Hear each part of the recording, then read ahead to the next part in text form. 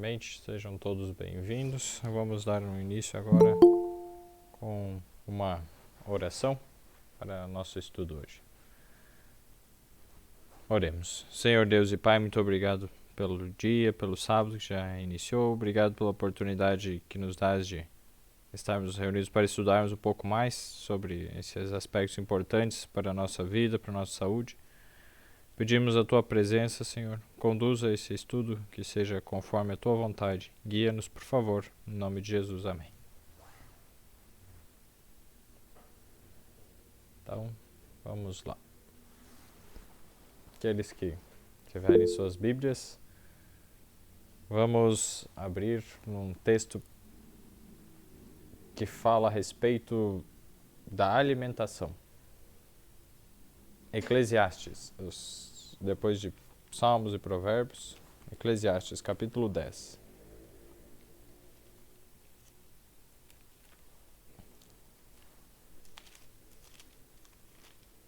Eclesiastes 10, o verso 17. Nós lemos assim: Bem-aventurada tu, ó terra, quando teu rei é filho dos nobres, e teus príncipes comem a tempo para se fortalecerem, e não para a bebedice. Então, a terra é bem-aventurada quando o rei é filho dos nobres, sabe os princípios da nobreza, segue as leis, tem regras, existem condições, que tornam alguém nobre. E teus príncipes comem a tempo para se fortalecerem e não para a bebedice. Então, qual é o motivo de nós nos alimentarmos? Nos fortalecermos e não buscarmos satisfazer os apetites. Por quê? Provérbios 21, 17. Nós lemos assim: O que ama os prazeres padecerá necessidade.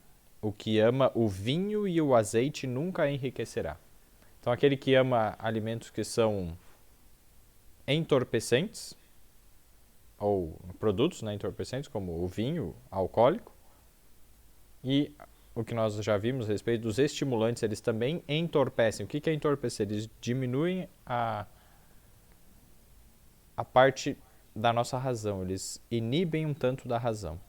Então, por exemplo, o café, chocolate, no geral, assim, os estimulantes também são entorpecentes. E o álcool também, o cigarro. Então, todo aquele que usa, que ama isso, nunca enriquecerá. Não somente falando aqui na terra, mas especialmente na parte espiritual. E o que ama o azeite, coisas muito gordurosas, muito pesadas, se usa demais isso, vai dar problema. Para a saúde, para a mente não vai funcionar bem, vai ficar tudo lento, o organismo, todo lento. E não vai conseguir realizar as atividades, planejar, ter agilidade, aí vai empobrecendo.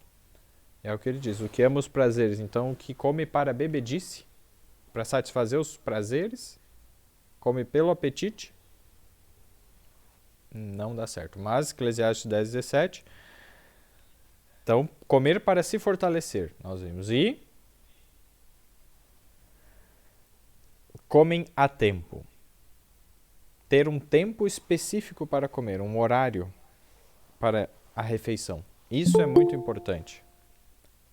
Se nós formos para Lucas, capítulo 22, o verso 14, vamos ver o que Jesus fazia sobre isso. Lucas 22, 14.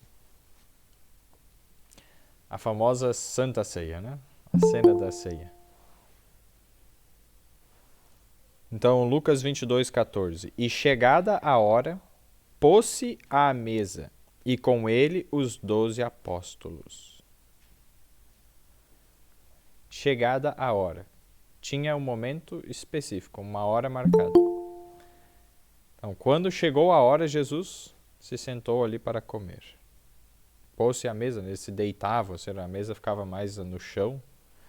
Então eles ficavam meio que apoiados no braço, assim, meio que deitados, com as pernas viradas para fora, né, parte do corpo perto da parte que seria a, a mesa, né. No original não tem essa palavra mesa, né. Ele se pôs ali no local onde tinha comida, né. Então Jesus seguia esse princípio de comer a tempo. Chegou a hora, horário de comer. E essa é uma refeição muito especial, porque além do alimento em si, tinha um simbolismo muito importante, né? Significando o corpo, o próprio corpo, né, de Jesus, o pão da vida. Era um simbolismo, né? Um abraço pro Maurício. Ele mandou um abraço lá. Então, um outro para ele, né? Sim, então aqui, olha que interessante. Ter um horário. Então esse é o primeiro princípio que a gente já consegue ver aqui na palavra de Deus.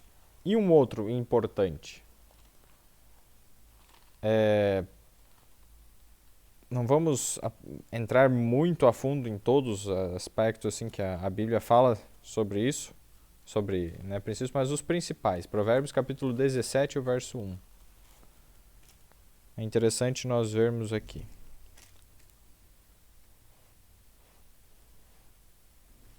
Então vamos lá. Provérbios 17, 1. Melhor é um bocado seco, e com ele a tranquilidade, do que a casa cheia de iguarias e com desavença. Duas coisas. Melhor é um bocado seco e com ele a tranquilidade. Tem duas coisas aqui que ele está dizendo.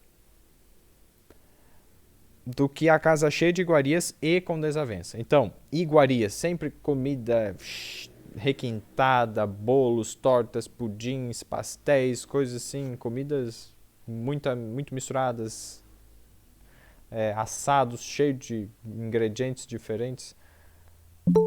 Comida requintada, então, não é saudável. Aqui está colocando, né? Que não é tão bom.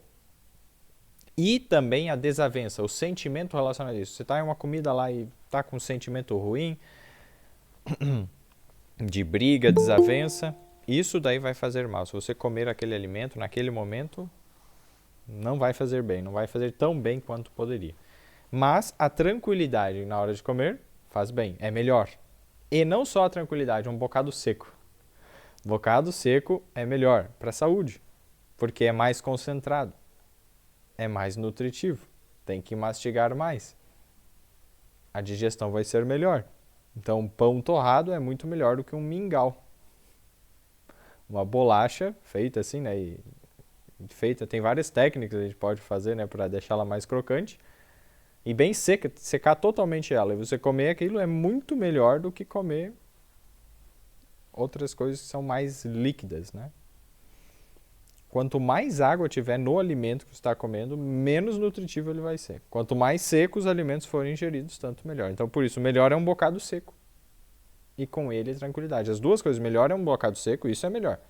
E também a questão do sentimento com ele, você vai comer agradecendo a Deus, com gratidão, com alegria, tranquilidade. Isso vai ajudar muito para a digestão, para você aproveitar e ficar bem com aquele alimento.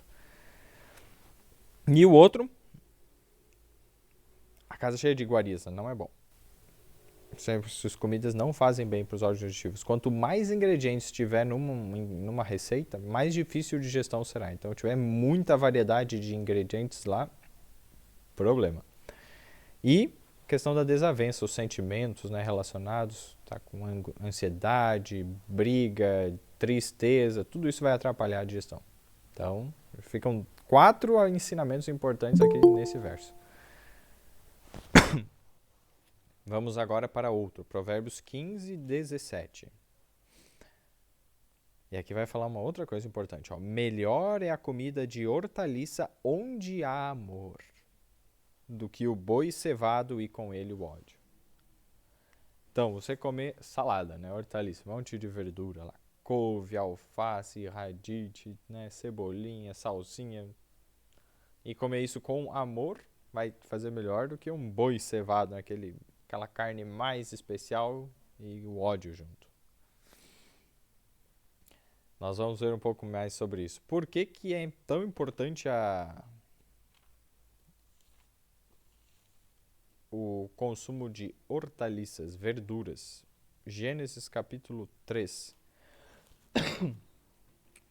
Gênesis capítulo 3, o verso 18. Depois que Adão e Eva pecaram, Deus acrescentou algo na dieta deles e deu uma ordem. Gênesis 3, 18. Espinhos e cardos também te produzirá a terra, né? Ia dar espinho, cardos, ia ser mais difícil, né? E comerás a erva do campo. É uma ordem, um imperativo. Comerás a erva do campo.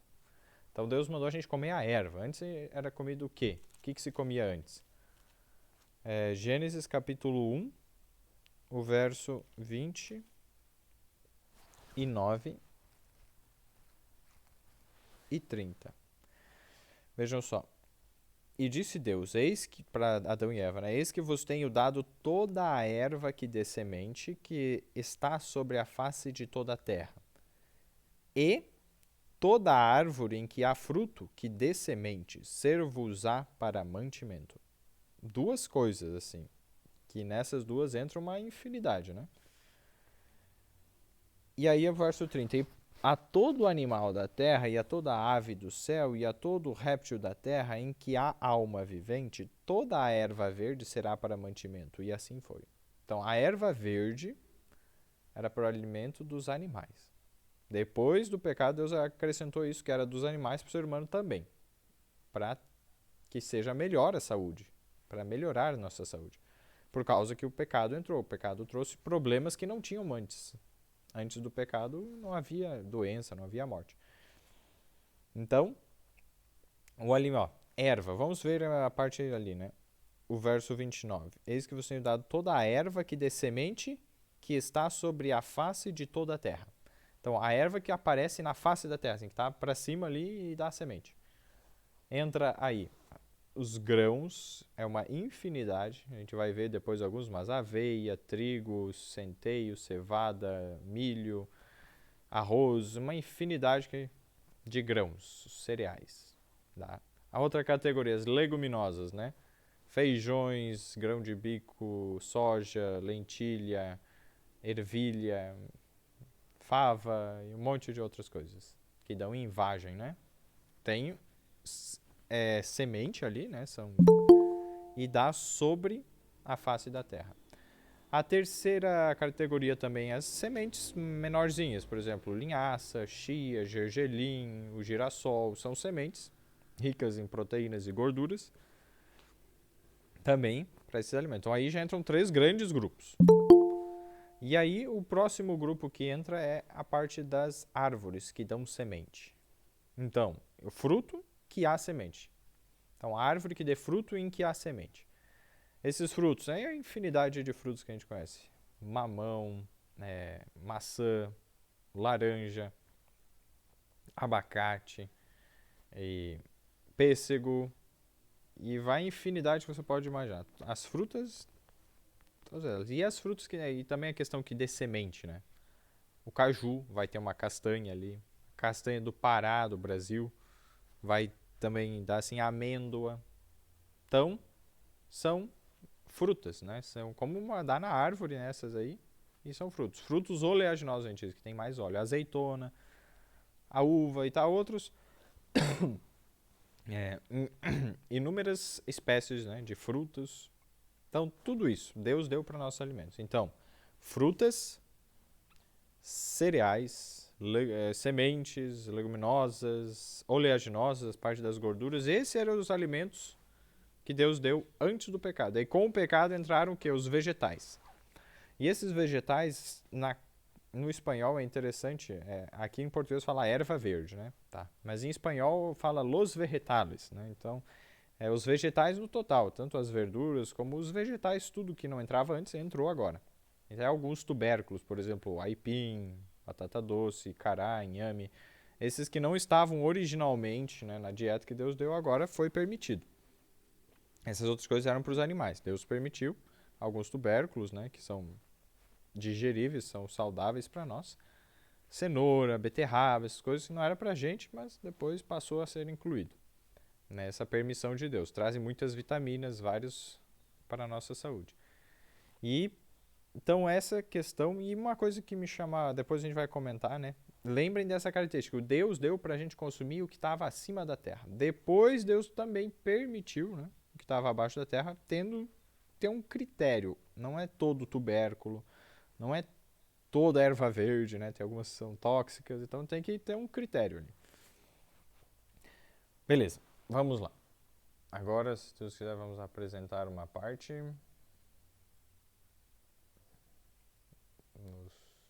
no PowerPoint.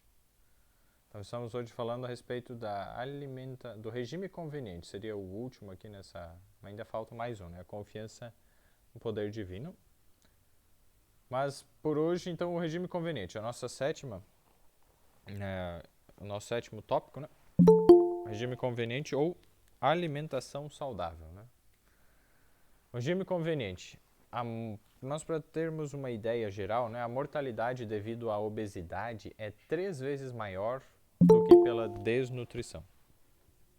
Ou seja, morre mais gente por excesso de alimento, por excesso de nutrientes, do que pela falta. As pessoas estão desnutridas não porque não comem o suficiente, né, mas porque comem mal. Consumo excessivo de açúcar, gorduras e sal. Os produtos industrializados. Estar desnutrido é o mesmo que uma nutrição ruim. Muitos obesos, apesar de alimentados, estão subnutridos, pois têm calorias de sobra, mas poucos nutrientes de fato. Importante isso, né? Tem muito gordo desnutrido. Então vamos fazer a questão, né, da moderação. Muitos dizem, tem que ter moderação em tudo, que não é tão saudável usar um pouquinho. A gente já estudou sobre isso na questão da temperança, né? Então, quando entra os alimentos que não são saudáveis, nós temos que adotar uma postura parecida com o que a gente adota com aquelas drogas, né, que a gente falou, né? O álcool, o cigarro e outras menos intensas, como o café, chimarrão, chocolate e tal. Chocolate entra aqui, né, como alimento, não tanto como uma bebida, mas tem outros, né, bebidas achocolatadas. Vamos fazer essa analogia. Imagina uma casa que está pegando fogo. E aí, digamos que seja alguém tem a ideia, vamos apagar esse fogo. Como é que se apaga? Com o que deve se usar, né? Se alguém tentar usar isso aqui para apagar o fogo, não vai dar certo. E isso aqui? Também não funciona. Uma outra alternativa, né? Tudo isso aqui você vai colocar e vai acontecer o quê? O fogo vai piorar. Então, para a gente apagar o fogo de uma casa, o que se deve usar? É uma boa ideia? Água. É a melhor ideia, né? Então, o mito da moderação, né? Qualquer alimento prejudicial é como gasolina ou álcool. Se tentamos usar álcool para apagar fogo, mesmo com moderação só um pouquinho, né, somente irá aumentá-lo.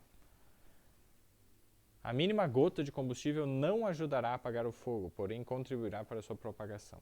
O incêndio, olha só, é quando alguma doença aparece, diabetes, hipertensão, câncer. Quando aparece uma doença, a gente tem que tomar uma atitude bem radical mesmo, bem decisiva, bem decidida. Decidir e fazer a coisa certa, porque senão... Então, deu uma doença, é como se tivesse pego fogo na casa. A partir dali, qualquer gotinha que entrar vai piorar. Talvez você jogar 1 litro de gasolina não vai aumentar tanto o fogo do que você jogar 10 ml. Mas ambos vão aumentar. Então não tem espaço para isso, né? Durante anos, né, gasolina e explosivos são estocados na casa, né, aparentemente tudo bem, né? Mas quando dá uma faísca lá dentro, de repente, do nada surge a doença. Então, o que a gente está plantando, né, durante a vida? E para apagá-lo, deve-se usar água, não misturada com qualquer tipo de combustível. Então, quais são os combustíveis para o fogo, né? Os alimentos que pioram as doenças, né? A gente já vê que muitos já são planejados para causar doença. Outros não são saudáveis, né? Muitos acabam não sabendo. Os embutidos, doces, chocolates, industrializados, produtos prontos, assim.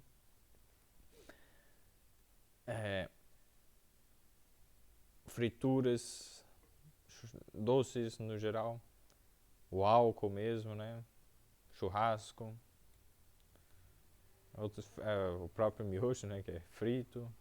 bacon, queijos. Todas essas comidas, né, eles são como fogo, combustível para o fogo, vai piorar qualquer doença. Vamos ver a respeito de algumas coisas aqui, né? Sobre, por exemplo, o queijo.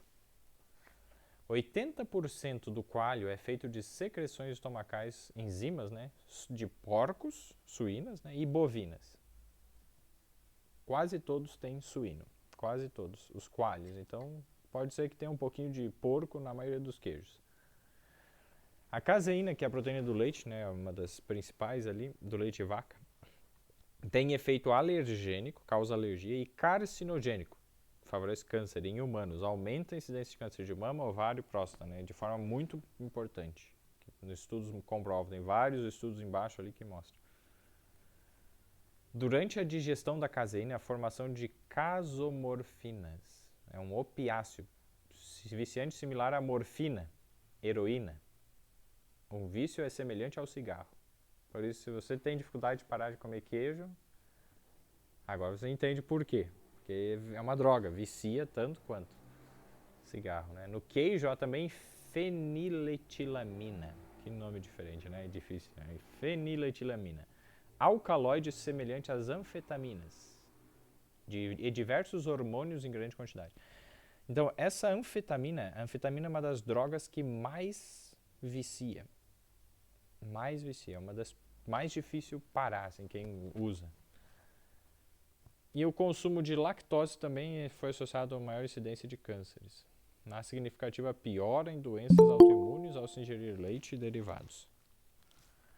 Então, o queijo, né? Apenas 65 gramas de queijo parmesão ultrapassam a dose diária de sódio, que seria 2 gramas, né? O consumo excessivo de sódio, né, vai fazer com que perca, expolia o que é, vai perder, vai lançar fora o cálcio pela urina e aumenta a pressão arterial. Então, uma das causas de osteoporose, excesso de sal. Gordura saturada pode chegar a 50% aproximadamente, 10 vezes mais do que a carne vermelha. Então, o queijo tem 10 vezes mais gordura ruim que a carne vermelha. Devido à mastite, ou seja, inflamação dos úberes, das mamas, né, da vaca, após a ordenha mecânica, a lei brasileira, né, a Instituições Normativas número 51 e 62, se alguém quiser conferir, permite até 400 mil células somáticas, que é o mesmo que pus, por ml de leite. No queijo, isso é ainda mais concentrado. Por exemplo, você usa 10 litros de leite para fazer 1 quilo de queijo, aproximadamente. Então, a quantidade de... o queijo é um concentrado de várias coisas, né? Uma delas é o pus. Ou seja, para não haver pus em excesso. Tem uma lei no Brasil, então, que diz, não, até tanto é permitido, mais que isso não pode, né? Ou seja, é tão frequente as infecções e inflamações nos úberes das vacas que é impossível eles zerarem, assim, né, nessa produção de larga escala, eles zerarem o pus, não ter pus, não, acaba tendo. Então eles permitiram, até esse limite, se for demais, daí não pode, né, mas só um pouquinho, né, não pode ter em excesso. Então a gente já começa a ver que o que tem aí comercializado de leite e queijo, não. E mesmo se você conseguir um que não tenha isso, seja lá da colônia e tal, tem os outros problemas que a gente falou. Tem 50% de gordura saturada, 10 vezes mais que a carne vermelha. Tá, 31% do leite no Brasil não passa por fiscalização. Sim, sem contar possíveis fraudes, né, que podem acontecer. Então, portanto, as secreções mamárias purulentas, apodrecidas, formam o tão cobiçado queijo, rico em gorduras saturadas, colesterol, caseína, drogas e hormônios viciantes. Além de resíduos de medicações administradas às vacas, inclusive antibióticos, que causam bactérias multiresistentes, né? Sendo considerado um produto completamente impróprio como alimento. Completamente impróprio. Então nós vimos, deixa eu voltar aqui no slide anterior, a respeito do queijo. Então o que ele tem? Né? Enzimas do porco, geralmente, é o mais barato, né? E de gado misturado ali, né? Mas caseína, a proteína causa muita alergia e câncer. Tem as casomorfinas, que é uma droga, tipo uma morfina. A feniletilamina é uma anfetamina. É uma das coisas que mais estimula a parte de dopamina no cérebro, ou seja, dá um prazer muito grande quando se come, mas é um vício, né? E todas essas questões, tá? Vamos lá, passando para o próximo. As carnes vermelhas, então, falando um pouco da carne. A bovina, vitela, cordeiro, carneiro e porco. Quando eu estava estudando isso, foi que eu aprendi que carne de porco é carne vermelha, não é carne branca. Ela pode ser uma coloração mais esbranquiçada, mas ela não é considerada carne branca, ela é carne vermelha. E carnes processadas, né? Carnes salgadas ou defumadas, embutidos como salame, linguiça, presunto, mortadela, salsicha, hambúrguer, carne enlatada. O bacon, carnes com aditivos conservantes, né, como nitrato de sódio, etc., estão associados a maior mortalidade prematura, por no mínimo 8 diferentes causas. Vamos lá. Então, esses são os piores tipos de carne que estão citados ali, né? Carne vermelha é o quê? Quando ingerida, né, com o sangue, é pior ainda.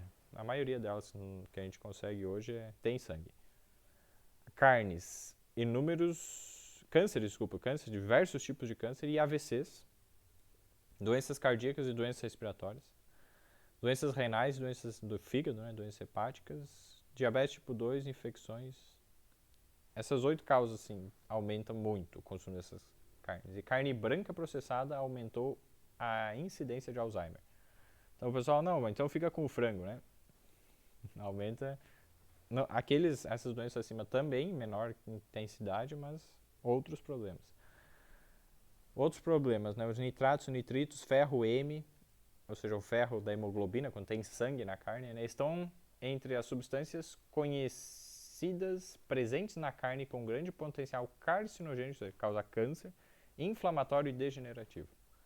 Nitratos e nitritos nos vegetais apresentam os benefícios cardiovasculares. Olha que interessante. O que Deus fez sempre é melhor, né? A microbiota intestinal de quem consome carne contém certos tipos de bactérias que metabolizam esses nitratos ou nitritos, né, em nitrosaminas, além de carnitina e colina. Transforma essa carnitina e colina em N-óxido de trimetilamina. Isso aumenta infarto, AVC, problemas, né? E cânceres, as nitrosaminas aumentam muito o câncer. Em vegetarianos, essas bactérias estão ausentes e compostos como a colina vegetal, né, são benéficos. Veja só o que causa. Consumindo ao longo do tempo vai mudando as bactérias e aquelas bactérias ainda vão fazendo mais mal, né, piorando os malefícios. Até mesmo o peixe, a carne menos maléfica, né, em comparação às demais, está contaminada por metais pesados, antidepressivos, anticoncepcionais, etc. Então, está contaminado, poluído o ambiente, já chegou o tempo de a gente parar de consumir, né? A carne apresenta outros diversos malefícios, né? E toxinas. Vamos ver quais outras toxinas que tem. Aumenta o colesterol. É uma forma de dizer, né? Mas altera a questão da oxidação e o transporte de gorduras. E é um pouco mais complexo do que simplesmente dizer, aumentou o colesterol ruim, né?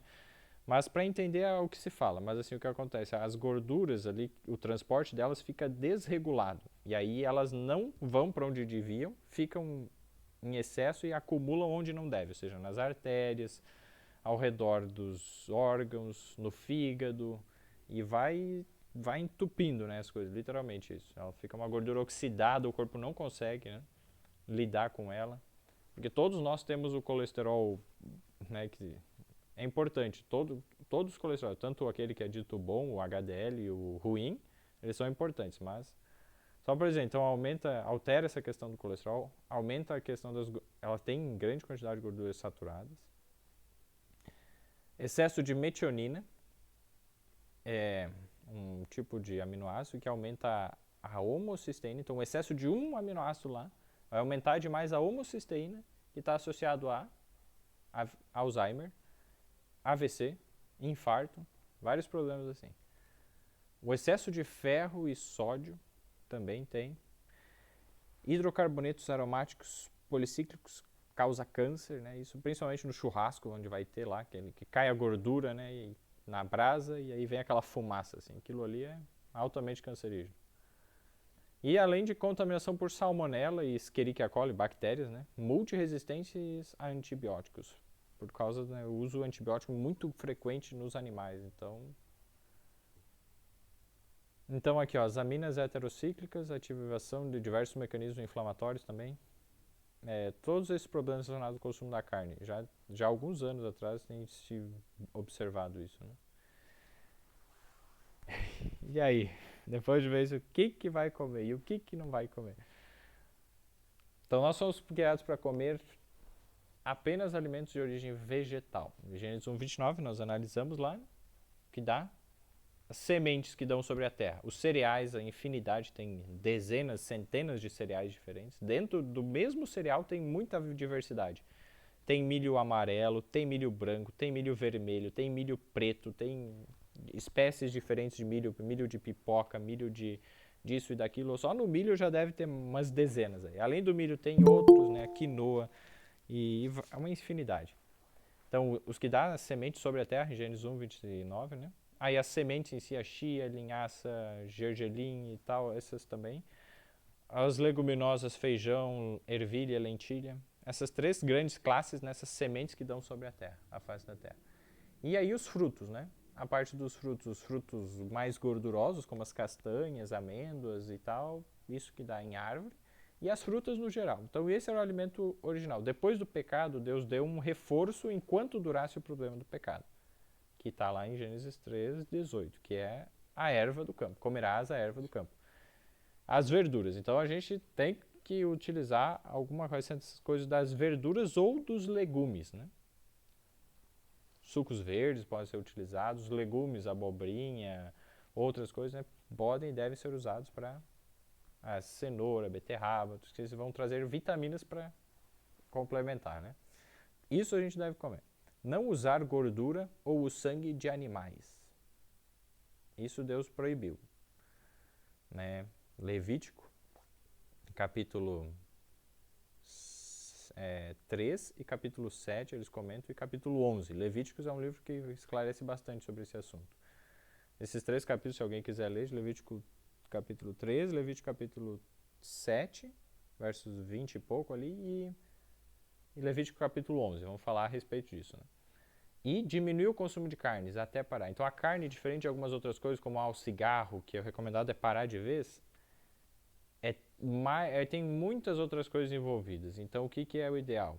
Diminuir o consumo. O que eu recomendo geralmente para os pacientes? Diminui um dia na semana o consumo de carne. Então se comia todo dia, vai comer 6 dias. Um dia você não vai comer. E por um mês. Depois de um mês assim, você diminui mais um dia. No segundo mês você vai comer só 5 dias de carne. No terceiro mês você vai comer 4 dias. No quarto mês você vai comer 3 dias. E aí vai assim, né? E vai acrescentando e aprendendo a fazer receitas sem carne. A gente já vai mostrar algumas coisas ali. Então, não usar o leite de vaca e derivados, né? Porque queijo, nata, requeijão, creme de leite, essas coisas a gente já comentou ali por alguns problemas do leite. Então, como que substituir a carne? Aí vem a dica, assim. Então, é bem simples e fácil, né? Um cereal e uma leguminosa. Leguminosa é o que dá em vagem, né? Então, feijões e parentes, né? A gente já vai ver os exemplos de cada. No dia, não precisa ser na mesma refeição. Então, em um dia, você come um cereal, por exemplo, e uma leguminosa, e uma oleaginosa, em alguma das refeições, não precisa ser em todas as refeições, né? E especialmente à noite, não. Oleaginosa à noite não é bom. Coisas com muito óleo à noite não é indicado. Você vai substituir a carne. Então, por exemplo, cereal. Quais são eles? Aveia, quinoa, amaranto, centeio, cevada, milho, arroz, sorgo, painço. Alguns exemplos aqui, né? Então, desses, os que mais têm proteína é a aveia em primeiro ali, depois a quinoa, o amaranto, o centeio, a cevada. Eu não coloquei o trigo ali, ele tem uma quantidade boa porque eu estou aprendendo cada vez mais. O trigo que a gente tem hoje já não está muito bom mesmo. Só se você conseguir aquele trigo crioulo. Tem o trigo... tem o trigo sarraceno que é diferente, ele não é igual ao trigo que a gente tem, não tem glúten, né? Mas existem alguns tipos de trigo que tem glúten. O glúten é uma outra história também, né? Mas que pode ser utilizado, só que é um trigo ancestral que eles dizem, Me fugiu o nome lá, mas tem alguns nomes diferentes assim. Se eu conseguir o trigo espelta, lembrei, tem outros também, mas o trigo espelta, se alguém conseguir esse trigo, por favor, compartilhe comigo que a gente está querendo achar para plantar esse trigo. E esse é um tipo de trigo que ele não tem muitos dos problemas relacionados ao tipo. O próprio glúten dele é diferente. O amido, tudo foi modificado. O trigo foi uma das coisas mais modificadas. Então, cuidado com o trigo hoje. Fique nos outros. Tem muita outra opção. Use essas outras que estão melhores. Então, uma delas, se você te cai bem aveia e o resto não cai bem, usa aveia, né? Pelo menos uns dois, assim, vai variando, né? Para não comer sempre a mesma coisa. E variar, né? Tem outros além desses, esses são os mais comuns, né? Então, pelo menos a aveia, o milho, o arroz, em quase todo lugar você consegue. Beleza. Então, além disso, para substituir a carne, uma leguminosa no dia, né? Então, soja que mais tem proteína disparado. O problema também é uma das que mais foi modificada. Então, o que Deus fez de melhor, Satanás foi ir lá e mexeu primeiro, né? Transgênicos e tal, infelizmente. Mas tem os outros, graças a Deus que os outros Deus está segurando. Grão de bico, lentilha, ervilha, fava, feijão, os feijões preto, branco, azul e rajado. Aí uma dica para quem precisa de ferro, tem anemia e tal, o feijão rajado, ele é um feijão branco assim com umas listras vermelhas. Ele tem mais do que o dobro de ferro do que o feijão preto. Então, recomendo, ele é muito bom e é gostoso. Então, usar no mesmo dia. O que eu geralmente faço no dia a dia, né? Eu gosto de comer de manhã. Eu faço 2 refeições por dia. Então, de manhã eu como salada com uma leguminosa. Eu gosto de fazer ela mais seca. Eu tento secar ao máximo. Então, por exemplo, eu tenho uma feijoada lá. Eu desidrato assim na frigideira, fogo baixo e deixo lá em média 1 hora. Ela vai desidratando, vou mexendo de vez em quando para não queimar. E ela fica tipo uma pasta, né? A mãe fez uma coisa muito boa que é você fazer bolinho. Bolinho de feijão ou bolinho de lentilha. Mistura alguma outra coisa ali, você faz os bolinhos, põe no forno, deixa assar, diminui a temperatura, deixa secar e vai ficar maciozinho por dentro e seco por fora. É a mesma lógica, você vai dar uma desidratada boa para conseguir ingerir mais quantidade. E isso torna muito mais nutritivo. Então, é o que a gente viu, Provérbios 17:1, né? Um bocado seco, melhor é um bocado seco. É melhor um bocado seco. E se tiver tranquilidade, melhor ainda. Então, comer tranquilo, um bocado seco, é muito mais saudável do que uma mesa cheia de iguarias e com desavença. Então, eu geralmente de manhã como uma salada, né, verduras, eu vou variando, né, os tipos e tal. Salada com leguminosa, uma delas assim, e uma fonte de gordura. Na segunda refeição, eu gosto de usar frutas e cereais. Em geral é assim.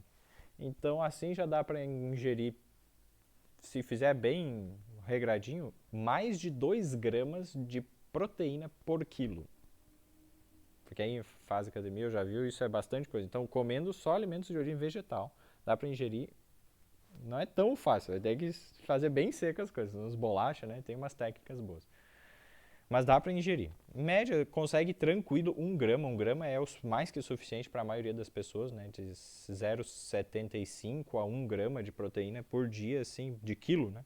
Então, 0,75 gramas de proteína por quilo no dia, ingerindo isso de proteína, está mais do que bom. É o suficiente, sim, né? 1 grama é a média boa. Então, só uma dica. Então, e aí as oleaginosas. Perdão, as oleaginosas, castanhas no geral, né? Amêndoa, castanha do Brasil, castanha de caju, nozes, avelã, pistache, macadâmia, abacate, azeitona, amendoim. E uma coisa que a maioria das pessoas não sabe é que as sementes também são ricas em gordura. Essas sementes como chia, semente de abóbora, girassol, gergelim, linhaça. E proteínas também. Gorduras e proteínas. Tá, a chia é uma das que tem a proteína completa. Desses que estão aqui, eu posso destacar lá nos cereais. A quinoa tem todas as proteínas ela sozinha, então é um cereal completo. Já substitui assim a parte da proteína da carne sozinha, né? A soja nas leguminosas também. Alguns dizem que o grão de bico também, mas é mais controverso. Vou tomar um pouco d'água aqui.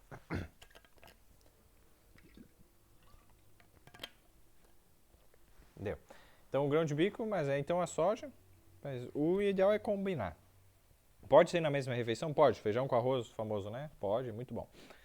E as oleaginosas. Então, a chia das oleaginosas é a que tem a proteína completa também. Então, toda a proteína necessária. E as castanhas, então, castanha do Brasil, o abacate, eles têm todas as proteínas, né? A maioria das castanhas ali da primeira coluna tem a proteína completa.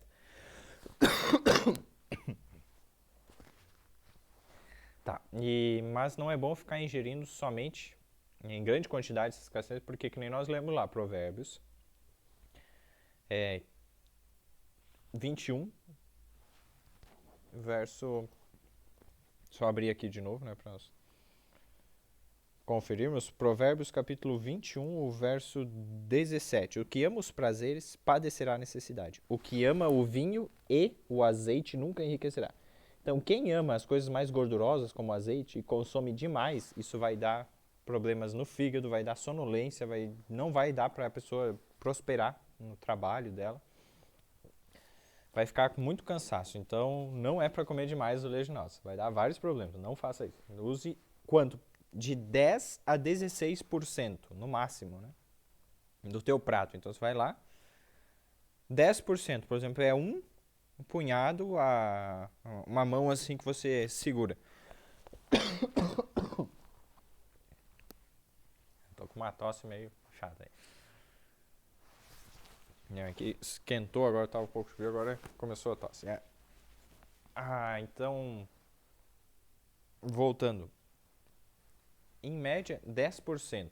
É um décimo, né? O que vai usar é o suficiente. Cuidar para não passar mais do que um sexto, que seria os 16%, né? Mais do que um sexto já se torna prejudicial.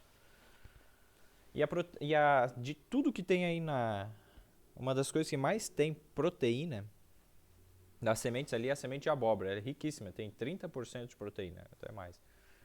Então é muito boa. Então é assim que substitui. Tem que comer uma vez no dia a oleaginosa, uma vez também a leguminosa e o cereal.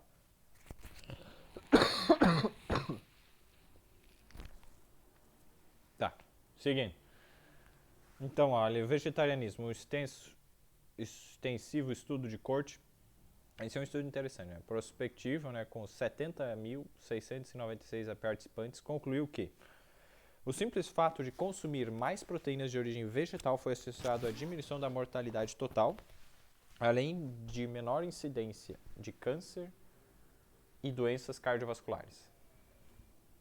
As evidências têm se acumulado e indicado que uma dieta baseada em plantas é a melhor, não somente para a manutenção da saúde, mas também para melhor aproveitamento das fontes naturais e cuidado com os animais e o meio ambiente. Depois vocês deem uma pesquisada, a quantidade de alimento e água que você precisa para produzir 1 quilo de carne, você vai ver que é absurdo. Então, são centenas de quilos, toneladas, assim, né, de água e de quilos de milho e outros cereais que você usa para produzir 1 quilo de carne. Não é rentável, é só infelizmente, né, pelo apetite, pelo prazer, né?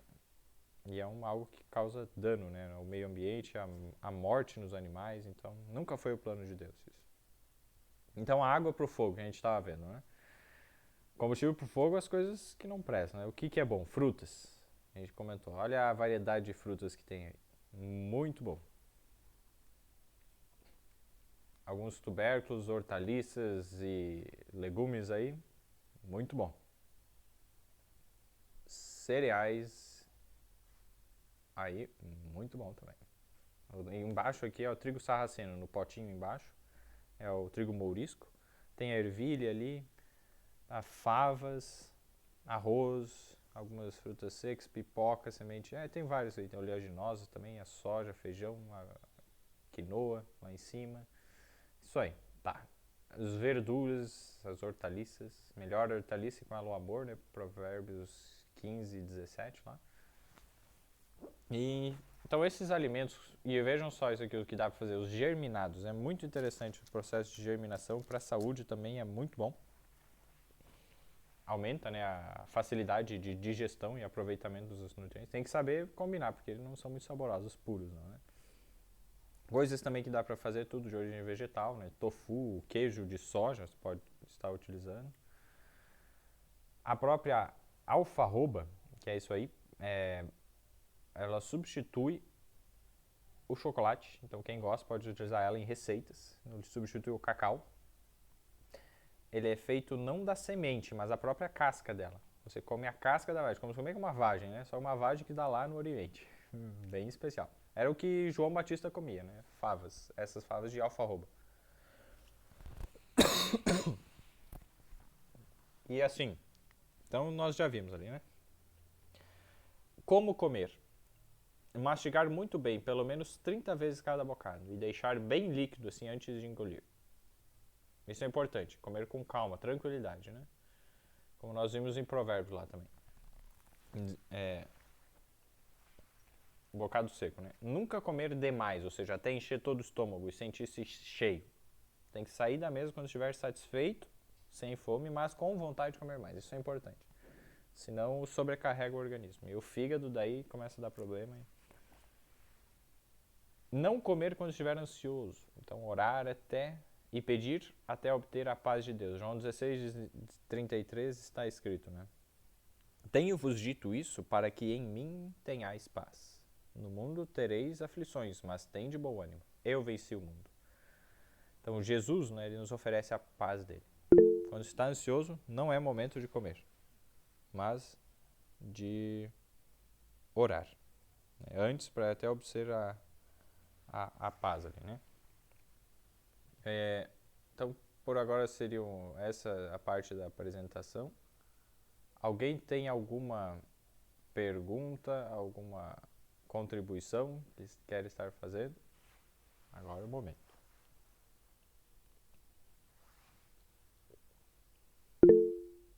Eudete. Ou arroz, o certo mesmo seria o integral, né? Ah, mas não é nada gostoso. Eu não gosto de arroz integral. É o melhor, é o ideal. Mas assim, ó, tem a história do Fernando Lux. Você pode pesquisar no YouTube. Fernando Lux, tem aquele sabonete Lux e tal, né? Mas é isso aí, Fernando Lux. Ele não gostava de arroz integral também. Mas ele decidiu, não, Senhor, você disse que é para comer, né? Como deu integral, vou usar integral. Colocou no prato dele o integral, olhou para aquilo assim sem vontade, né? E fez uma oração. Senhor, você disse para usar o integral. O Senhor disse, né? Então agora me dê vontade, me dê gosto para comer isso, porque eu não gosto. Mas eu entrego a ti, minha parte estou fazendo. Então, por favor, faz o que eu não posso, muda o meu gosto. Terminou a oração, começou a comer, ele disse que amou. E nunca mais comeu arroz branco. E sempre depois ali comeu arroz integral. Ele não gostava, ele abominava. Então, assim, entra a questão da fé, né? E mudança do gosto, né? Do Do coração. gosto. E É, Deus verdade. pode fazer isso, né, por nós. E claro, se você mesmo assim não der certo, tem outros cereais, não precisa. E de vez em quando você comer um arroz branco, não vai fazer aquele problema, né? Mas tenta É, combinar. Então, o arroz branco coloca linhaça, coloca outros grãos assim junto, aveia, né, em grão, outras. Você tenta misturar que daí ele vai dar uma passada melhor ali, né? vai equilibrar daí o. Isso aí. Pois Você é, mas a questão é os outros em casa não gostar, né? Isso que é o também. problema também. Daí você pode fazer dessa forma, trabalhe as fibras, né? Porque nem eu tenho aprendido a fazer pão, né? O pão feito com o levain, pelo menos o levain que eu tenho aqui, que é aquele fermento da farinha, ele fica, se for integral, ele fica muito ácido. Mas se for branco, não. Então, de vez em quando eu faço pão branco, mas eu faço uma bolacha com as fibras. Daí você come uma fatia do pão branco e come umas duas bolachas da fibra. É como se fosse pão integral na barriga, né? Então, você faz Mas essas. faz meio a meio não dá? Ou Pode fazer meio a meio, mas assim, vai faltar, né? Deus meio a deu o ideal lá. Então você pode complementar com alguma outra coisa, usar a fibra numa outra parte, né? E em Eric contra o ovo. Ali eu acabei não falando do ovo, mas assim, já chegou o tempo de nós não usarmos ovo. Existe formas simples de substituir o ovo. Né? Em receitas, um ovo é substituído em média por 1 a 2 colheres de linhaça, a goma dela, né? Você joga, coloca na água, É, ferve ela, assim, ela vai soltar uma goma. Outra coisa que você pode usar para substituir a chia também, mesma lógica. E o psyllium, é uma fibrazinha, é uma casca de uma semente. Outras coisas dá para substituir o ovo tranquilo com isso. uhum, tá. Beleza. Deixa eu ver aqui, quem que está na vez agora é o Simon. Pode falar. Opa, minha pergunta sobre a respeito de leite em pó integral. Será que é bom ou não? Não é bom. Os problemas relacionados com o leite também estão presentes ali no leite em pó. Por exemplo, o leite em pó é o leite normal produzido, vai ter pus, vai ter outros problemas, eles dão uma forma de liofilizar, eles vão desidratar, tornar em pó. Então ele não resolve assim, os problemas da forma como é produzido hoje e os problemas que tem. É interessante, né? Como o Satanás já fez tudo institucionalizado, né? O Satanás, no caso, incentivou a distribuição e o próprio ser humano pela ganância, né? Tem os dois lados. Satanás está por trás também, mas o próprio ser humano pela própria ganância já faz um estrago. Por quê? Existem algumas espécies assim de vacas, por exemplo, a vaca de Jersey, que ela produz um leite que é muito mais fácil digerido por nós, muito mais facilmente digerido. Então, temos até relatos de que Ellen White tinha uma vaca da Jersey, se não me engano, lá, e ela produzia assim, o leite que ela consumia. Na época dela, se for alguém estudar no Espírito de Profecia, né, ela não recomendava parar de utilizar leite e ovos. Por quê? O principal a explicação assim, né, que achei é por causa da questão da vitamina B12. Não tinha outra fonte melhor de vitamina B12 para as pessoas que estavam vendo aquele contexto. Então, não havia o conhecimento, né, sobre esses assuntos.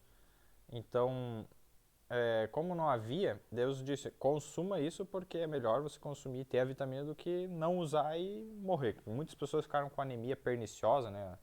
Casos graves, perderam as forças por falta da vitamina B12. Então, Deus permitiu. Só que hoje, graças a Deus, nós temos entendimento. O que eu recomendo? Faça o exame, ou se não quer fazer o exame, compra o suplemento, manda manipular a vitamina B12, utilizar geralmente a metilcobalamina, ou outras formas, né? Metilcobalamina 1.000 microgramas. A dose de 1.000, uma vez por dia, junto com a comida. Então, de preferência no almoço. Então, vitamina B12, 1.000 no almoço. É isso, tem que saber, é essa lógica. Tem algumas prontas na farmácia, pode usar de 1.000 ou de 5.000, dá para usar 5.000. Dose de 50.000 dá para usar também diariamente, ela não vai dar toxicidade, ela não tem problema de ser tóxica essa vitamina, então dá para utilizar. Seria mais ou menos isso. Quem está na vez agora é Yasmin. Oi, boa noite, Eric, tudo bom? Eu tenho duas perguntas. A primeira, eu gostaria que você repetisse para mim o nome do trigo que você falou que seria melhor e caso a gente O encontrasse. espelta, né? É espelta, se não me engano. É uma variedade de trigo espelta. Ele é aquelas sementes crioulas, né, ancestrais, que esse é um trigo que tem glúten, dá para fazer pão com ele, assim, que cresce, assim, né, mais normal e é muito mais saudável. Não tem esse problema, é mais próximo ao que né, dá pra fazer. Tem o trigo sarraceno, mas ele é como se fosse um outro cereal, ele não tem nada a ver com o trigo, não tem glúten. Então, para fazer pão é uma outra técnica, aí é diferente. Tá bom. A outra é o leite, o que você me diz sobre o leite de coco em pó? Esse dá para ser É usado, sim. confiável ou não é? Pode ser utilizado. É a mesma lógica. Eles fazem tem o leite lá e daí eles desidratam, né? Transformam em pó, fazem a liofilização. Dá para se utilizar, assim. Tudo que passa por industrialização É é um isso. pouco mais perigoso, mas desses aí, ó, a princípio, se for confiável, a marca confiável, não tem problema. A questão é que às vezes entra, né, a falcatrua ali no meio aí que é o problema. Mas, É verdade. mas assim, ó, Tá bom. pode utilizar o leite de coco em pó. Tá bom, muito obrigada. Osana,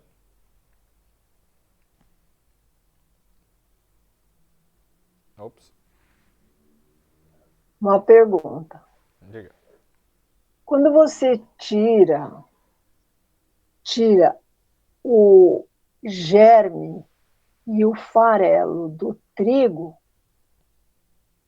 ele acaba passando por um processo de oxidação E ele fora do trigo, né? Ele já não tem o mesmo efeito que no trigo, porque no grão, aquela capinha que tem por fora, né? Que é o aleuroma.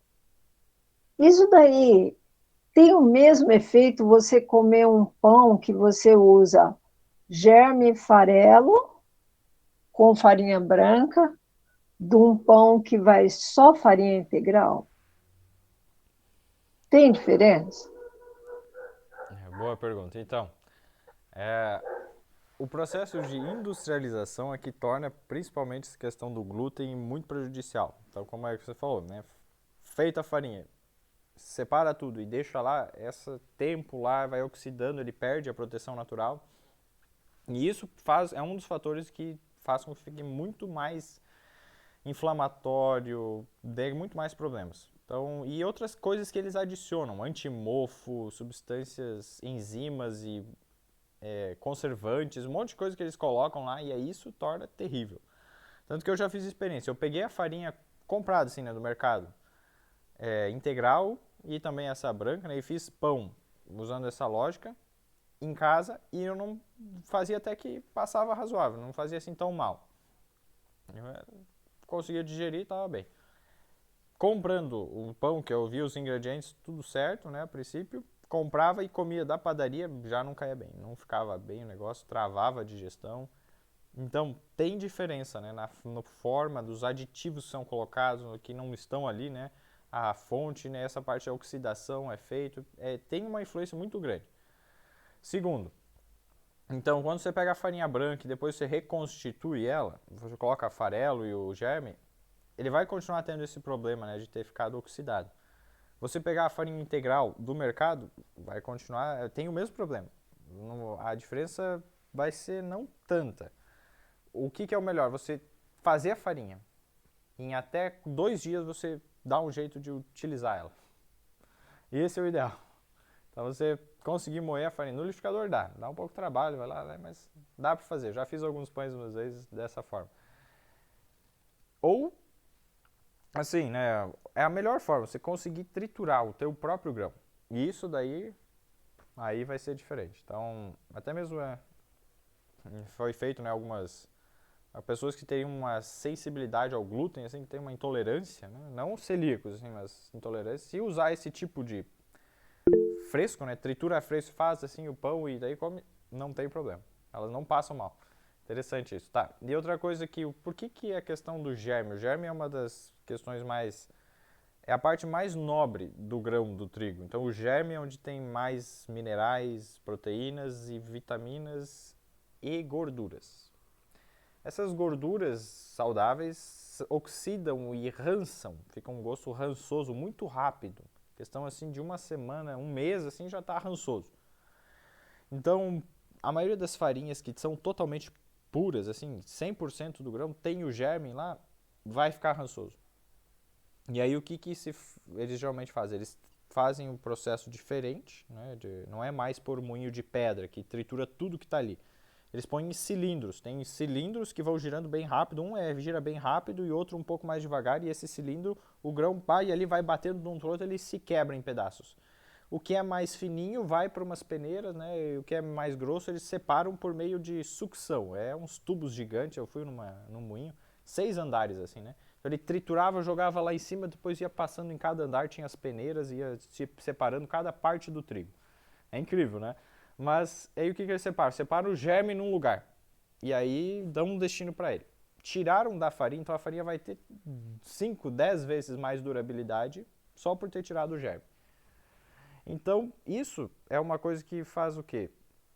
Se você quer usar o germe melhor, você compra ele à parte e guarda no congelador. E aí você coloca na hora. Vai ser mais saudável que você comprar uma farinha rançosa. Não é bom. Então, se for usar, tenta usar dessa forma, reconstituir. Colocar o germe depois. A maioria delas não tem germe. Então, é bom, é importante pôr depois. E vai ser mais saudável até para a nossa saúde.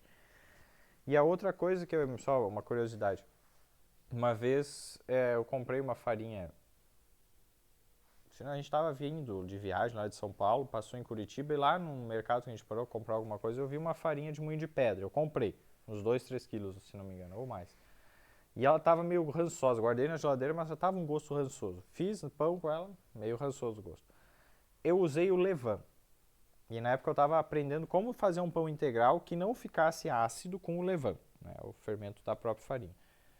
E aí eu vi que tem que fazer o mínimo de tempo de fermentação. Tem que fazer ali tudo de uma vez, fermentação direta. Colocou para crescer, cresceu o dobro já assa. Pronto, não dá para deixar bem maciozinho, que ele não chega a ficar maciozinho e fica ácido. Nos melhores que eu consegui fazer isso, que não ficou assim, ficou pouco ácido. Interessante, o levain digeriu o gosto de rançoso daquela farinha. E ficou bom, ficou um gosto normal. Então, o levain, esse fermento natural, ele tem um potencial de tirar muito dos problemas que essas farinhas têm, que vocês não têm ideia. Então, se for usar um pão, que nem a Rosana falou ali, o que eu recomendo? Compra o farelo do trigo, a fibra do trigo e o germe, faz uma bolacha que você mistura isso e alguma outra farinha, pode ser farinha de aveia, farinha de milho, fubá, né? Você mistura isso lá. Depois é só... Dá para fazer o cálculo, mas não precisa. Você põe metade dos ingredientes, você põe a fibra lá e põe umas 5 colheres de sopa lá de germe de trigo, já vai ter a olho já essa quantidade. Faz aquela bolacha com a fibra e faz um pão, daí pode ser branco, com o levain. Aí fica muito mais saudável. Então essa maneira de você, digamos, se é o que se consegue, não consegue algo melhor que isso, faça dessa forma que vai ser muito melhor. Então essa é a minha recomendação, que até hoje foi o que eu achei de melhor para tentar utilizar esses pães, né? Mas é uma ciência, dá muito trabalho fazer isso. O que eu recomendo? Faz as bolachas ali, que é mais fácil, usa outras coisas e não o trigo e já tá mais tranquilo. Tem alguma coisa mais, Flávia, né? E o transgênico? Não é saudável. Assim, ó, se é o que você consegue, pede misericórdia a Deus e fazer o quê, né? Mas tudo que tem transgênico, eles modificaram ali, já vai produzir substâncias que não são de fácil digestão, vai alterar o funcionamento das nossas células, vai produzir substâncias que são muitas cancerígenas, inflamatórias, alergias, um monte de problema. Tudo por causa do transgênico. Então, recomendo o máximo, fuja dos transgênicos. E se não puder, use o máximo de não transgênico. Por exemplo, a gente sabe, né, que até hoje, assim, algumas coisas que ainda continuam não sendo transgênicas. Aveia, o centeio, a cevada, esse aí, se não me engano também não, né? Mas principalmente a aveia, a quinoa, o arroz, esses são os mais fáceis, assim. Então, o arroz, quinoa, aveia, esses mais tranquilos você consegue pegar que não é transgênico. Além disso, daí da parte das leguminosas, grande parte dos feijões, agora tem até feijão transgênico, a gente viu, infelizmente. Mas ervilha, lentilha, grão de bico, feijão, então a princípio mais tranquilo. E daí as castanhas no geral. Então, se a gente for ver, Deus, graças, né, a Deus, foi poupado muitos grãos que não estão contaminados dessa forma. Então, procuremos usar mais esses, o máximo desses, e, se possível, excluir. E eu estava assim em dúvida, né, a respeito a isso há um tempo atrás, eu usava, não usava, até que teve o testemunho do Gabriel Estevão, né, que foi, né, educado, né, por anjos maus, e para ele, os anjos maus, eles diziam, não coma. E eles não davam, eles não permitiam que ele comesse grãos modificados. Então ele não comia. Então se Satanás, que foi quem esteve por trás dessas modificações genéticas, e os seres humanos gananciosos que se aliaram a ele para fazer isso, não permite que os próprios lá do satanismo, né, usem, por que a gente vai usar então, né? Então fica aí uma recomendação. Vai lá, Rosana, uma última pergunta, aí a gente vê se tem mais uma aí, daí a gente... Não, eu tenho que perguntar, porque eu tenho certeza, se ninguém teve essa dúvida, eu gostaria que você ajudasse a gente. Normalmente a gente fala você falou no começo ali sobre uma alimentação que pratos que vai muitas combinações, vai muitos ingredientes, né? E esses pratos requintados assim acabam atrapalhando mais a digestão. quantos ingredientes você acha que a gente, ou a orientação que você daria para a gente poder comer numa refeição, para não ficar muito requintado? Mas isso contando, 1, 2, 3, 4, quantos? Quantos? Tá, muito boa pergunta, isso é importante. Qual que é o ideal que vai facilitar a digestão? 2 a 3 espécies na mesma refeição. 2 a 3 espécies. Então, por exemplo, numa manhã, que eu dei o meu exemplo, às vezes eu pego salada, né? Vai lá, as verduras, uma espécie de verde escuro lá. Você pode as verduras é mais fácil você misturar diferentes que não vai dar tanto, mas se você usar um tipo, cada dia um tipo diferente, melhor. Um dia você pega couve, né? Couve, um monte de couve lá, pica, põe lá um couve com lentilha. Cozinhou lentilha, deu a desidratada, coloca junto. E uma castanha, né? Um tipo só, por exemplo, castanha de caju. Pica junto, vai ter couve, pode pôr um limão. O limão não acaba não entrando como uma espécie, porque ele não precisa ser assim digerido com dificuldade. Ele é muito fácil de digestão, ele vai facilitar a digestão das outras coisas. Então tem algumas coisas, tipo temperos, salsinha, uma coisa lá, orégano e tal, ele não entra como um ingrediente, né? Mas aquelas que você põe em maior quantidade, ele considera como uma espécie de alimento. Mas esses temperos e coisas assim já não é tanto. Evita muito tempero e tempero forte, porque já é um outro problema, né? Vai fazer mal. Mas, por exemplo, veja lá, couve com lentilha e castanha de caju. Você tem 3 espécies. Tá feito. Segunda refeição, muitas vezes eu faço assim. Uma bolacha de aveia com fruta. 2 espécies. Eu já ingeri o que eu precisava pro dia. Fechou. Pode ser uma fruta lá, eu tinha banana com essa bolacha. Tá, no outro dia eu como manga com uma outra bolacha de um outro ingrediente. Uma bolacha de milho daí. Fechou.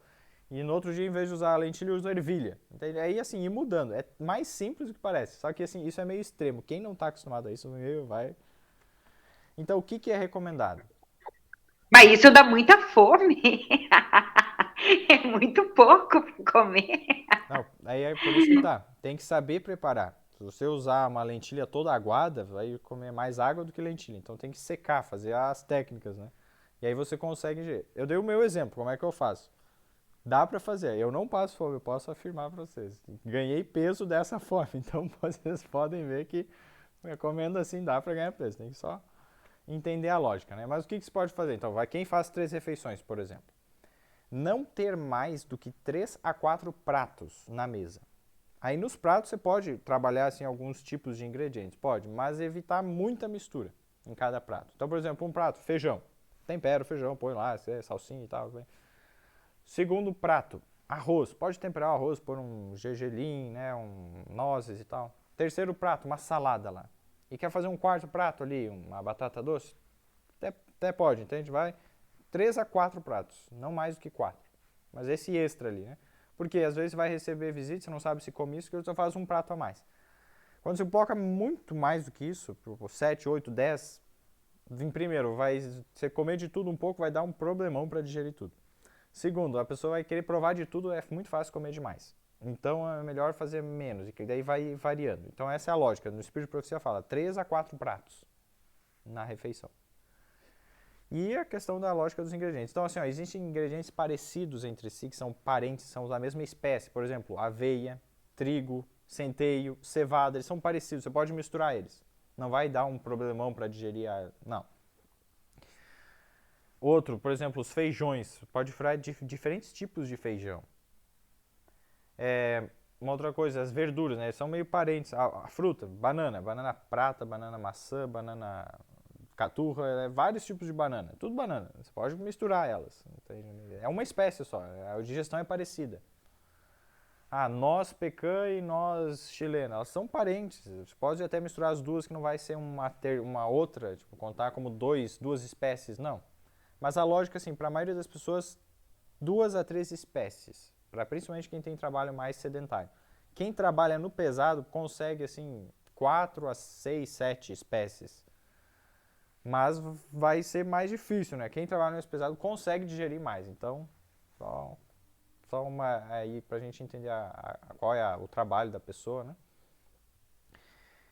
Um exemplo de um pão que tem vários ingredientes, só que ele segue os ingredientes meio parentes, é o pão de Ezequiel. Ainda não fiz ele, mas quero fazer. Em Ezequiel. Agora eu não sei se eu vou achar, mas se Deus quiser. Ezequiel capítulo 4, o verso 9. Olha só que interessante, Deus dizendo, né?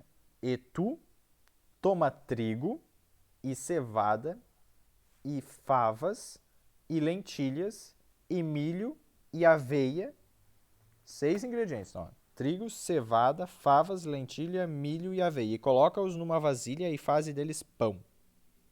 Conforme o número dos dias que tu te deitares sobre o teu lado, 390 dias, comerás disso.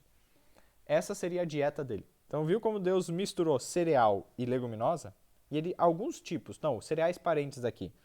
Trigo, aveia e cevada, são parentes, são muito parecidos entre si. Então, o pé, assim, é parecido, a espiga, tudo.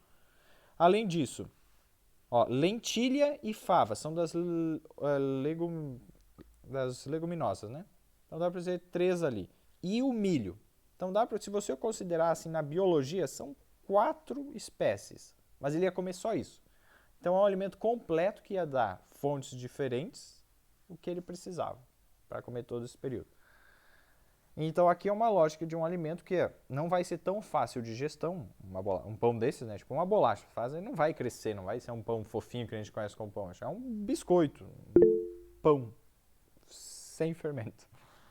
É a lógica, mas ainda tem o plano de fazer esse pão. Então, dá para se fazer isso? Dá. Você pode misturar diferentes cereais? Pode. E aí? Eu, Eric, eu só queria ter uma pergunta aqui que... boa noite. Eu tenho uma pergunta aqui que o meu professor ele falou que no nosso intestino, dependendo da proteína, é mais difícil dela ser digerida, dela ser absorvida pelo nosso organismo, né? Daí eu queria saber, tipo, qual alimento, assim, as proteínas a gente absorve melhor, entendeu? Porque o meu professor falou que realmente nas proteínas que não são animais, elas têm mais a agregar para nós, só que nós não absorvemos. Foi isso que ele falou quando eu questionei ele, que ele é carnívoro e tal, né?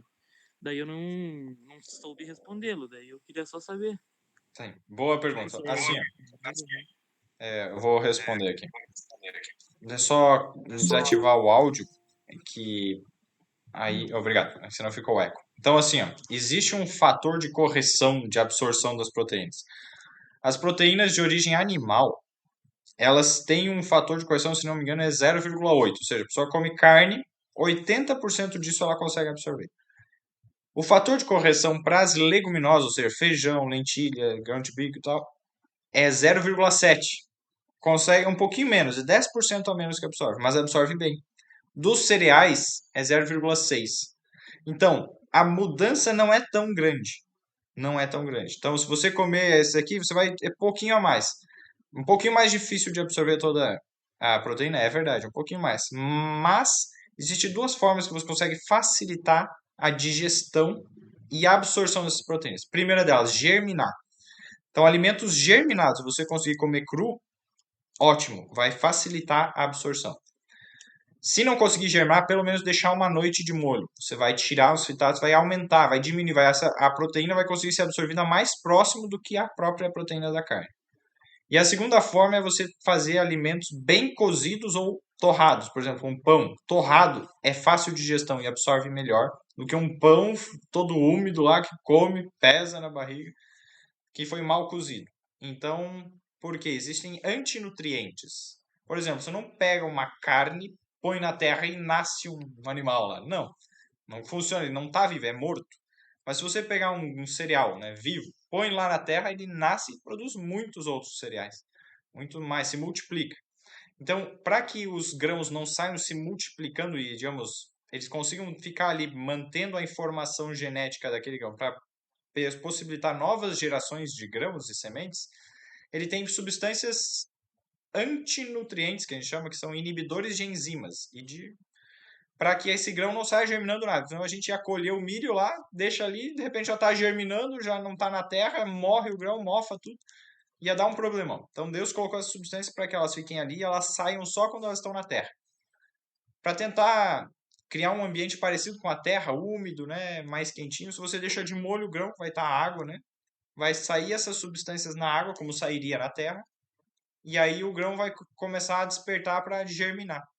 Então você pode fazer esse processo de forma simples com a água, e você vai facilitar a digestão. E aí você vai liberar esses fitatos, são antinutrientes, para a água, aí você joga fora essa água, e se você mantendo úmido, né, como se fosse na terra, vai dar uma lavada no grão lá, umas 3 vezes por dia, 4, e deixa alguns dias, ele vai germinar. A lentilha é um dos melhores. Aí você deixa germinar a lentilha, mistura depois com frutas, com castanha, com mel, assim, você faz um prato com aquilo lá, fica uma proteína fácil de digestão, muito saudável e fica gostoso, né? Misturando assim, puro não fica gostoso. E você pode pegar essa lentilha germinada e cozinhar também. Vai ficar, eu gosto da lentilha mais saudável do que a lentilha direto cozida. Então vai melhorar esse perfil de absorção. Então o que ele falou não é bem verdade. É um pouco, é de 10 a 20% a menos que absorve, em comparação, mas absorve bem. Então dá para sobreviver, senão eu não estaria vivo aqui. Então seria essa a lógica.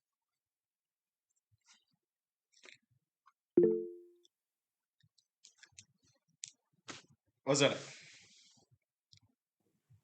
Posso fazer uma outra pergunta? pode. É o seguinte, eu aprendi, né, que os carboidratos, quando são diferentes, eles não fazem boa digestão, eles não se combinam. Tipo, arroz com batata, com macarrão. Cada um é cada um. Não mistura, não. Porque um é trigo, um é arroz, são todos carboidratos. Mas essa informação, e pelo fato que você estava falando, eu perguntei a quantidade, né? Então, o arroz conta 1.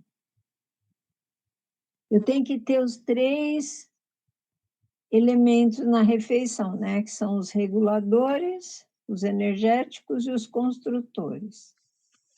Se eu colocar mais energético, que no caso são os carboidratos, isso não vai atrapalhar a minha digestão e travar a máquina? Vai ficar mais difícil de digestão se você misturar mais, vai. Então, é por isso, quem faz 3 refeições não é aconselhado misturar tanto. Eu que faço 2, eu consigo misturar um pouco mais, mas eu percebo que também não é vantagem. Quanto mais simples eu como, mais fácil de digestão. Então, geralmente eu como 1 por vez, no máximo 2. E você não precisa ter os 3 na mesma refeição. Por exemplo, eu uso o construtor de manhã e o energético na segunda refeição. Por quê? Tanto o energético vai ter proteína também, vai ajudar a construir, e vai complementar o que faltou do próprio construtor, que seria o quê? O que tem mais proteína, feijão, lentilha e tal, só que eles também têm carboidrato. Ele é completo, como Deus deu, tem carboidrato, tem proteína e tal. Então, consumindo dessa forma, melhor. Então, por exemplo, você quer não misturar, é bom não misturar arroz com polenta, com batata, é verdade. Vai dar um problema assim, é muito carboidrato, especialmente os tubérculos são quase só carboidrato, né? E algumas então, não é bom não misturar assim tanto, verdade. Mas, se você quiser misturar algo que não vai dar problema, é arrozes diferentes, né? Então, diferentes tipos de arroz. Arroz normal, com arroz cateto, com arroz negro, com arroz marrom, e tem uns arroz, não tem problema, que vai ser arroz, né? É uma espécie de arroz. A gente pode fazer algumas misturas assim, né? E... Beleza, pessoal. Então, não tem assim uma regra totalmente fixa, né? Cada um vai vendo, experimentando. Para mim, como misturou 2 lá, não deu muito certo, mas para mim deu certo, deu mais energia. Cada um tem conhecendo o seu corpo, o que cai melhor e usando o que cai melhor para si. Não insistir em algo que não está dando certo. E fazer experiência, ir da causa para a consequência, né? Usar a razão. Deus deu isso para cada pessoa e cada organismo é diferente. Então, o princípio básico é esse. Procurar dentro do que Deus deu, seguir essas instruções, o quanto mais simples, melhor. E se não está acostumado ao alimento simples, peça que Deus ajude, que Deus dê gosto para esse alimento simples, porque é o mais saudável. E depois que a gente faz isso, a gente tem mais força física e mental. eu digo por mim, depois que comecei a me alimentar de forma mais simples, eu tenho mais disposição física, mais força, ganho massa muscular mais fácil e tenho mais disposição. Então, sigamos o que Deus nos diz, porque está escrito, né? Nem só de pão viverá o homem, mas de toda a palavra que sai da boca de Deus. E se a gente usar a palavra de Deus para nos guiar a qual pão comer, como ingerir o pão, aí não tem erro.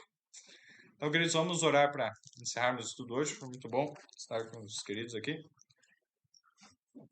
Então, oremos.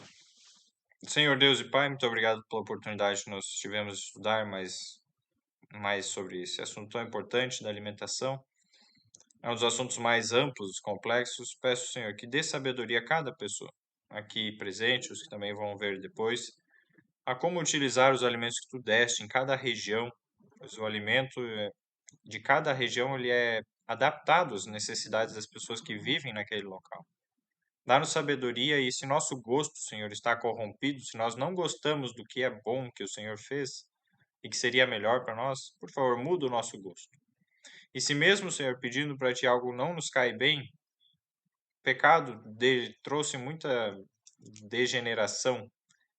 E ajuda-nos a aceitar isso também, a usar os alimentos que são melhores para nós. Eu peço a Tua direção, a Tua bênção, esteja com cada um dos queridos, conduza-nos, por favor, em nome de Jesus. Amém.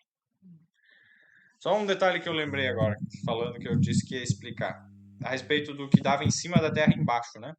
Tem um texto da Ellen White que fala assim: o amendoim não é tão saudável como as amêndoas, mas o amendoim, quando consumido juntamente com cereais, em pequenas quantidades, ele é de fácil digestão.